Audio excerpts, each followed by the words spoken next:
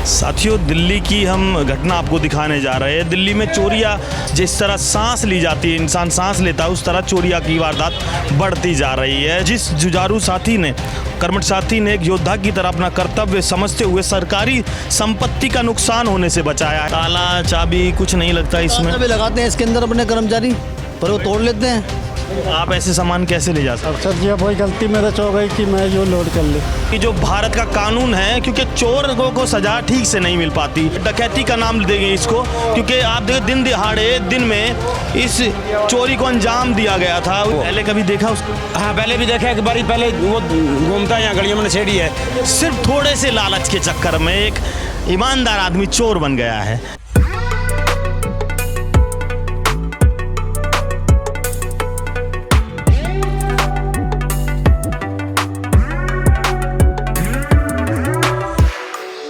साथियों, दिल्ली की हम घटना आपको दिखाने जा रहे हैं। दिल्ली में चोरियां लगातार इसकी जिस तरह सांस ली जाती है, इंसान सांस लेता है, उस तरह चोरियां की वारदात बढ़ती जा रही है। चोरियां थमने का नाम नहीं ले रही। ऐसा ही वाकया सुदर्शन पार्क एफ ब्लॉक में आया है। जिस जुझारू साथी ने, कर्मठ साथी ने एक योद्धा की तरह अपना कर्तव्य समझते हुए सरकारी संपत्ति का नुकसान होने से बचाया है। हम उनसे मिलवाना चाहेंगे और बताना चाहेंगे किस तरह इसको पकड़ा गया और इस चोरी को रोकने में इनका कितना बड़ा अहम रोल है। क्या नाम हुआ आपका? चौधरी जाबिर सिंह। चौधरी जी, आपने कैसे पकड़ा इसको? क्या कर रहा था? हम गली में खड़े थे, यहाँ से जा रही थी। मैं एमसीडी वालों को, जो झाड़ू वाले, सबको पहचानता हूँ अच्छी तरह। मैं भाई रोक रोक, रिक्शा कहाँ लेके जा रहा? कहता मैं एमसीडी में नौकरी करता हूँ, वहाँ लेके जा रहे हैं खाते पे। मैं भी खाते पे तो नहीं जा रही। कहता नहीं, वहीं लेके जा रहे हैं। रोक के तो उतर के बोले मैं अफसर को ले आता हूँ बुला के। और अफसर को बुला के ले आने गया, वो भाग गया। फिर मैं एमसीडी में फ़ोन करा था, अनिल साहब को, संजीव को फ़ोन नहीं उठाए।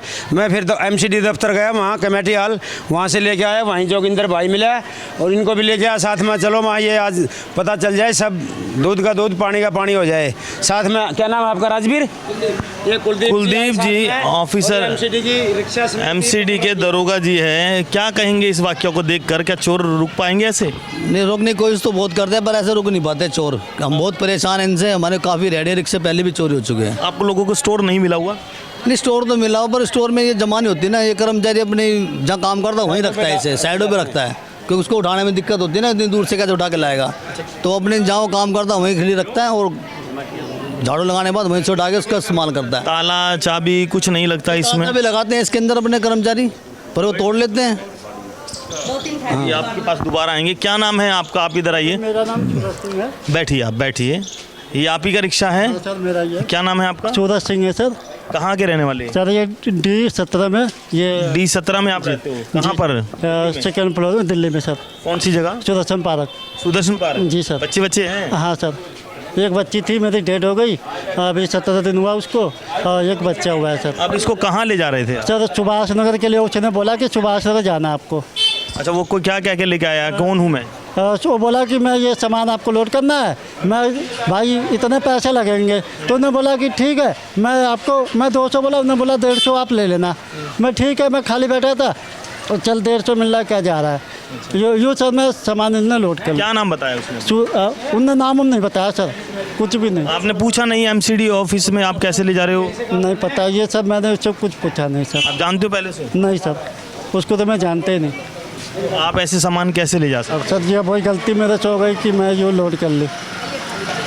अब कहाँ ले जाओगे इसे? जिससे अब सर जहाँ बोलेंगे वही ले जाएंगे। अब कितने बजे की बात है जिस टाइम ये हादसा हुआ? सर ये अभी 10 मिनट का बात है सर। कौन सी जगह थी? यो सर गली, तीसरे गली से।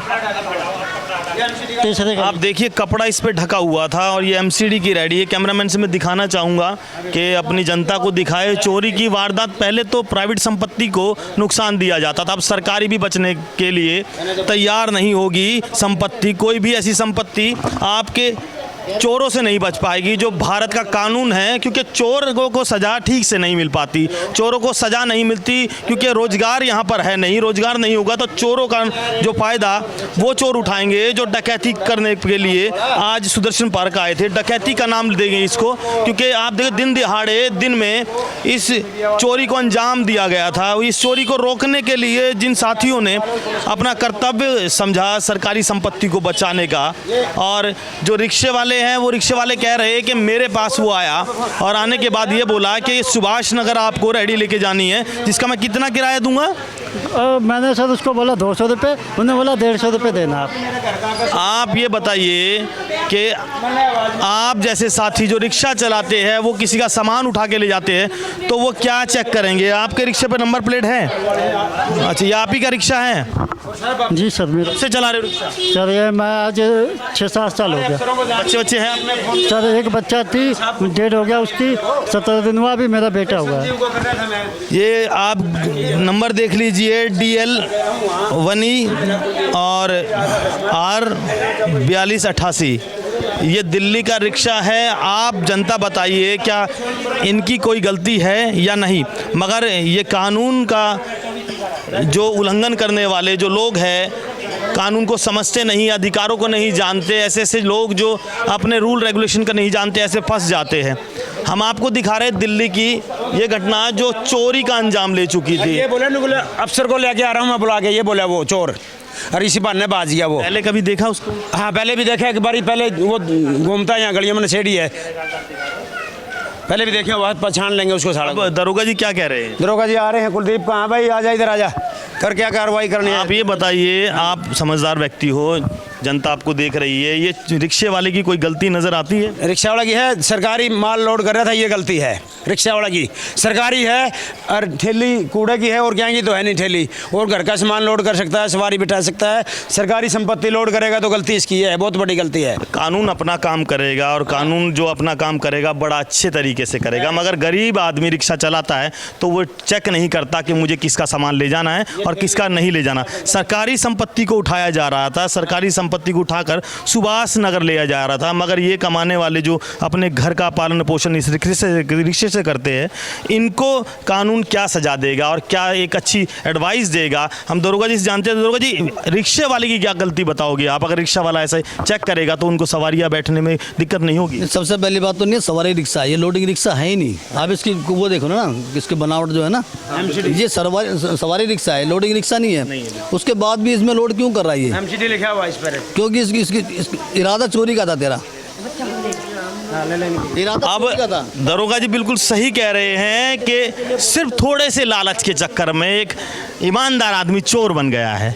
वो ईमानदार आदमी चोर बन गया है। सिर्फ कमर्शियल एक्टिविटी है सवारी को उठाने की, मगर आप माल लोड नहीं कर सकते। क्या कहेंगे इस बारे में? MCD लिखा हुआ है। अब वो देखें, मैंने अब साफ से कानून अपना काम करेगा, और क्या इनके ऊपर पाबंद लगाएगा, क्या इन्हें सजा देगा, ये जनता आप देख लीजिए। मगर हमारा जो फ़र्ज़ बनता है, आपका अधिकार जो सरकार कानून से मिलता है वो जान लीजिए। रिक्शे में आप सरकारी संपत्ति ले जा रहे हो, और वो ले जाने के बाद सवारी को नहीं, सिर्फ आप माल को लोड कर रहे हो, तो आप पर कार्रवाई हो सकती है। वो सामान जरूर चेक कर लेना, कहीं वो चोरी का तो नहीं, कहीं वो चोर की कोई साजिश तो नहीं जिसके अंदर आप फंसने वाले हो। ये दिल्ली की वारदात हमने आपको दिखाई। आप जानते हैं कि कानून अपना काम किस तरह करेगा। जय हिंद, जय भारत। चैनल को सब्सक्राइब करना, लाइक करना, कमेंट करना, और चोरी की वारदातों को रोकने के लिए कमेंट करके जरूर ये बताना कि ये चोरियाँ रुकेगी कैसे।